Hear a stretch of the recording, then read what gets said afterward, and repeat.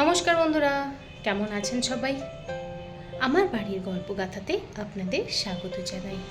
আজকের ভিডিওটা একটু অন্য রকমের করার চেষ্টা করব, জানি না কতটা কি করতে পারবো।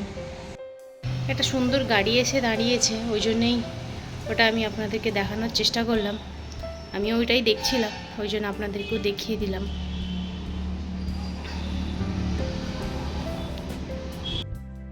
দরজাটা বন্ধ করলাম কারণ প্রচণ্ড ঠান্ডা হাওয়া দিচ্ছে। আমি স্নান করে আসলাম, এইবারে পুজো টুজোও দেবো। তো চলুন পুজোটাও দিয়ে দিই। আজকে ঠাকুরের বাসনগুলো মাজতে হবে। আর ভিডিওটা এখন থেকে আমি শুরু করলাম, প্রায় 1-1:30 বাজছে। তো ঠাকুরের বাসনগুলো না বহুদিন মাজা হয়নি, তার কারণ মানে তেঁতুল বা ওই পিতাম্বরী এটা নেই বলে। তো আজকে তাতা নিয়ে এসে দিয়েছে, তো বাসনগুলো আগে মাজবো, তারপরে পুজো দেবো, কারণ খুব নোংরা হয়ে আছে বাসনগুলো।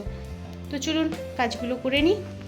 আর এদিকে বাসনগুলো মেজে নিয়েছি। সত্যি বাসনগুলো আজকে একদম মানে চকচক ঝকঝক করছে। একটুখানি ওই পিতাম্বরী দিয়ে বাসন মাজলে সত্যি প্রচণ্ড চকচকে হয়ে যায়। আর এদিকে গপু স্নান করে দেখুন গামছা পরে কেমন আমার কোলে বসে আছে। গামছা পরে আমার কোলে বসে আছে আমার কুচু বাবাটা। ও গপুছোনা, গপুছোনা একটু মুখটা দেখাও সবাইকে, সবাইকে মুখটা একটু দেখাও গো।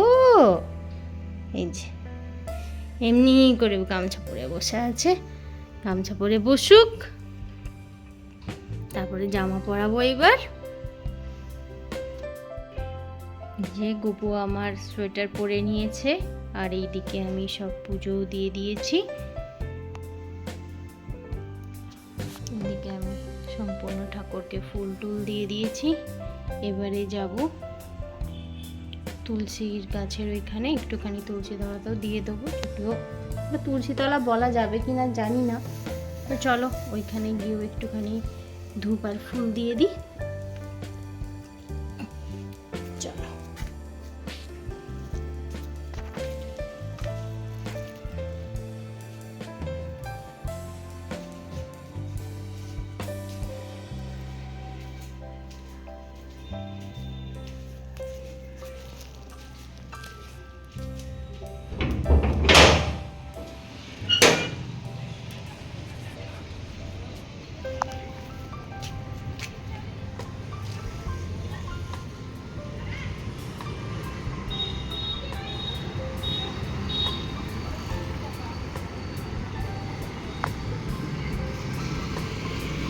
অনেকগুলোই তুলসী গাছ হয়েছে।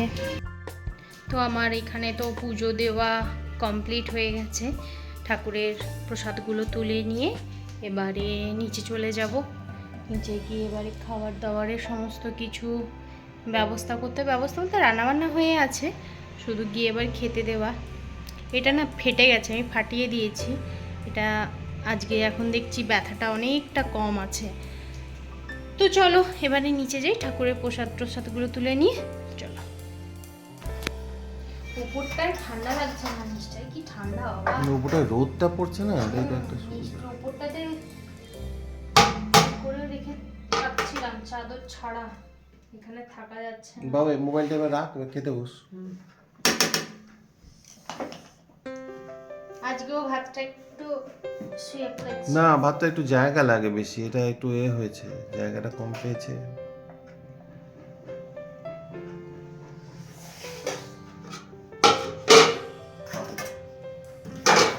ভাত, মাছের ঝোল, টমেটো পোড়া আর আমসুটোর গালে ঠাস ঠাস করে চড় মারা চাটনি। খেলেই মনে হয় না গালে কেউ চড় মারবে। তাহলে খেয়ে নাও, খেয়ে তারপর আবার দেখা করো। খেতে আবার দেখা হচ্ছে। এইবারে করে নেবো মানে মুখটা একটু পরিষ্কার। আজকে তো বলেইছি কিভাবে কি করি, সেটা আমি বলবো আপনাদেরকে, দেখাই।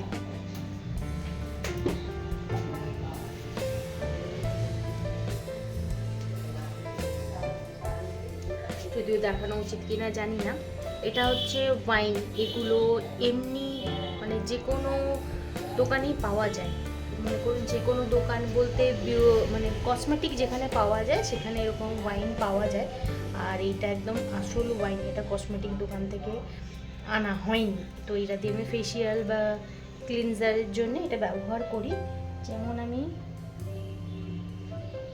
অল্প করে, মানে জাস্ট অল্প করে, কতটুকু আমি কি দেখাতে পারছি, এইটুকু নিয়েছি। এটা ফার্স্ট এমনি করে লাগিয়ে নেবো। মারাত্মক গন্ধ কিন্তু। তো এর সাথে নিয়ে নিলাম একটু ক্লিনজার যে কোনো হতে পারে, যেগুলো আপনারা যা ব্যবহার করেন সেগুলোই নিতে পারেন, অসুবিধার কিছু নেই। তো ভালো করে ক্লিনজিং করে নেব।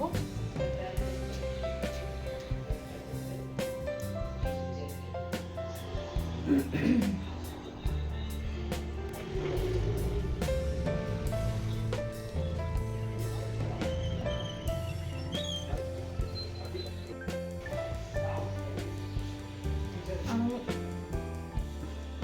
ভালো করে একদম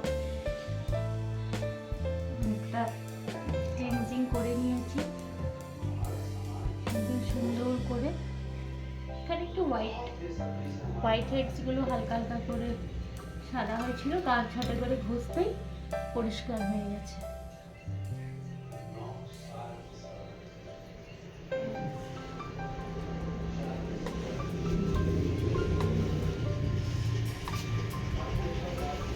দিয়ে দেবো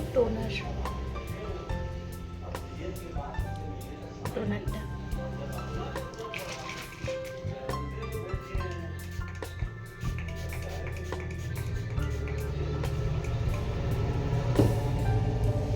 এটা এবার কিছুক্ষণ থাকবে, এটা আমি মুছবো না, কিছু করবো না, এটা আবার কিছুক্ষণ থাকবে।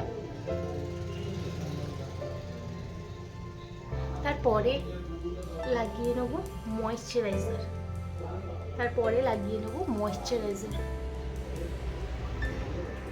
আর আমি না মানে কি বলবো, কোনো রকমের বডি লোশন ব্যবহার করি, কারণ বডি লোশনগুলোর অনেকই দাম হয়, 400-500 টাকা করে দাম হয়ে যায়।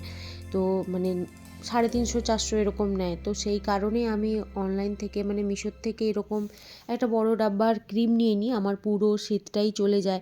ওই কত 200 টাকার মধ্যে, 153 টাকা বা এইরকম নেয়। আর এইটা না সত্যিই খুবই সুন্দর, কারণ আমি এটা বহু বছরই ব্যবহার করছি, প্রায় 3-4 বছর ধরে ব্যবহার করছি। আগে ওই বডি লোশনই ব্যবহার করতাম। আর এইটা অনেকক্ষণ স্কিনটাকে না খুব সুন্দর ময়েশ্চারাইজারের মানে দেয়, তো রুক্ষ হয় না। তো আপনারাও যদি কেউ চান তো এটা নিতে পারেন। মিশোতে গিয়ে মাসাজ ক্রিম লিখবেন, ওখান থেকে আপনারা পেয়ে যাবেন, এবং খুবই কম দাম। এটা প্রায় 1 কেজির একটা ডাব্বা। তো আমি এইরকমভাবেই মানে কি বলবো, বডি লোশনের জায়গায় এটা ব্যবহার করি। আর মুখে লাগাই নিভিয়ার এইটা, কারণ আমার তো স্কিন খুবই রুক্ষ, নিভিয়া সফট টফট এইসব লাগালে ঠিকঠাক মানে হয় না, তাই আমি নিভিয়াটাই লাগাই। এই বিকেলবেলায় যাচ্ছি এবার হাঁটতে।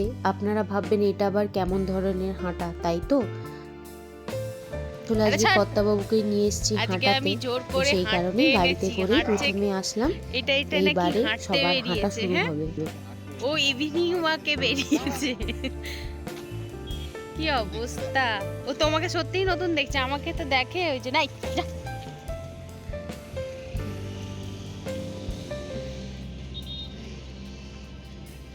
তুমি এরকম ভাবে ঘোরো, আমি পাই পাই করে 2 পাক ঘুরে ফেলি। আর মানে কর্তাবাবুকে না জোর করেই বের করেছিলাম, ঘরে বসে বসে বেচারা বোর হয়ে যাচ্ছিল। আমি তো মানে প্রায় প্রতিদিনই হাঁটতে বেরোই, মাঝে 1-8 দিনই যাই না, তো নিয়ে গেছিলাম হাঁটতে। আর গলার না সত্যি অবস্থা মানে খুব খারাপ, ঠান্ডায় একদম গলা বসে যাচ্ছে। এই জন্যেই না আমি মানে ভিডিও এডিট করতে পারছি না, কারণ গলাটা খুব বিচ্ছিরি লাগছে, বসে গেছে। তো মানে এডিটিং করতে বসলেই যেন আরও যেন কেমন একটা ভয়ঙ্কর লাগছে, নিজেরই শুনতে কেমন লাগছে। তো যাই হোক, চলুন রান্নাটা করে নিই। একটু সুজির হালুয়া করব। ওই হালুয়া বা সুজি, আমরা বাঙালিরা সুজিই বলি। আর হিন্দুস্তানিরা হালুয়া বলে। তো সেই একটু সুজি করে নেবো, বহুদিন সুজি টুজি করা হয়নি। আর এখন শীতকালে একটুখানি শরীরটা মিষ্টি মিষ্টি করে। তো চলো সুজিটাকে প্রথমে ভালো করে ভেজে নিই, ভেজে তারপরে আস্তে আস্তে করবো। আমি প্রতিটা স্টেপ দেখাবো কিভাবে কি করছি না করছি। সকালবেলায় ঠান্ডাটা কম ছিল, এখন যেন ঠান্ডাটা আবার আস্তে আস্তে বাড়ছে। সকালবেলাতে সত্যিই ঠান্ডাটা কম ছিল, এখন যেন আবার ঠান্ডা লাগছে, বেশ ভালো ঠান্ডা লাগছে। তারপরেই বসে বসে টিভি দেখছিলাম, টিভি দেখার জন্যে লেপের মধ্যে আরও মানে লাগে ঠান্ডা, বসেছিলাম। তো একটু আগুনের এখানে আসতে একটু শান্তি হচ্ছে, তো এইটা করে নিই। সুজিটাকে প্রথমে লাল লাল করে ভাজতে হবে, নাহলে তো সুজি খেলেই টম্বল টম্বল বাবা, আর কি বলবো। আর তাতান গেছে কম্পিউটারে আজকে। তো কি বলবো আর, মানে ভাষা খুঁজে পাচ্ছি না। আমি একটা হাসির জিনিস না দেখিয়েও পারছি না। তো ফ্রিজের মধ্যে মানে শীতকালে মানুষের কত সবজি থাকে, কত কিছু থাকে। আমার ফ্রিজের মধ্যে কি আছে, আমার বর যত্ন করে কি তুলে রেখেছে সেটা দেখাই। চলুন দেখাই। আপনারা কি দেখতে পাচ্ছেন যত্ন করে কি তোলা আছে? দেখুন কি অবস্থা। তারা মানে ছেলে আর বর খাবে পাটিসাপটা, তো সেই কারণে যত্ন করে আর কি পানে এই সরি কী বলে বেগুনের মানে ডাঁটিটা তুলে রেখেছে। মানে কি বলবো আর, মানে এদেরকে যে বেগুন তো আমি পরবর্তী কিনতে পারবো, 3-4 দিন বাদে করবো। বলছে না, তোমার যদি আজকালের মধ্যে মুড হয় করার তো রেখেই দিই, কেন ফেলবো। কি অবস্থা, মানে সে বেগুনের মোটাটাকেও তুলে রেখেছে, ওটা মানে ফেলা যাবে না, ওইটাও কাজে লেগে যাবে। মানে সত্যি। আর ঘি নেই, আমি বাটার দিয়েই করছি সুজিটা। আমি একটু করে মানে নাড়ছি আর একটু একটু করে বাটার দিচ্ছি, কারণ একবারে দিন আমি অল্প অল্প করেই ঘি দিই বা বাটার দিই, দিয়ে নাড়তে থাকি।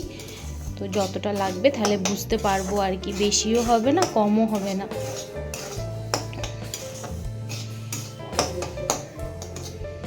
দেখতে দেখতে তো 10টা বেজে গেল, আর আমার রাতের খাবারও রেডি করে নিয়েছি। আমাদের একটু তরকারি বেশি লাগে, ওই জন্য রুটির থেকে তরকারিটা বেশি। তো চলো আমরা খাওয়া দাওয়াটা সেরে নিই। আজকে আমাদের এই হয়েছে ফুলকপি আলু ভাজা আর সুজি। আসলে তাতান চলে এসেছিলো আর গেটে তালা ছিল, তো ওই কারণেই আমি আর সুজিটা মাঝপথে আর দেখাতে পারিনি, কারণ একটুখানি তলাটা ধরে যাচ্ছিলো, ওই জন্য তাড়াহুড়ো করে জল ঢেলে দিয়েছিলাম। তো চলো খাওয়া দাওয়া সেরে নিই এবার। তো ভিডিওটা আর বিশেষ বড় করছি না, এখানেই শেষ করছি। সবাই ভালো থাকবেন, সুস্থ থাকবেন। আমার ভিডিও যদি ভালো লেগে থাকে লাইক কমেন্ট আর সাবস্ক্রাইব করবেন, আর যদি কোথাও ভুল করে থাকি ক্ষমা করবেন। সবাই ভালো থাকবেন, সুস্থ থাকবেন।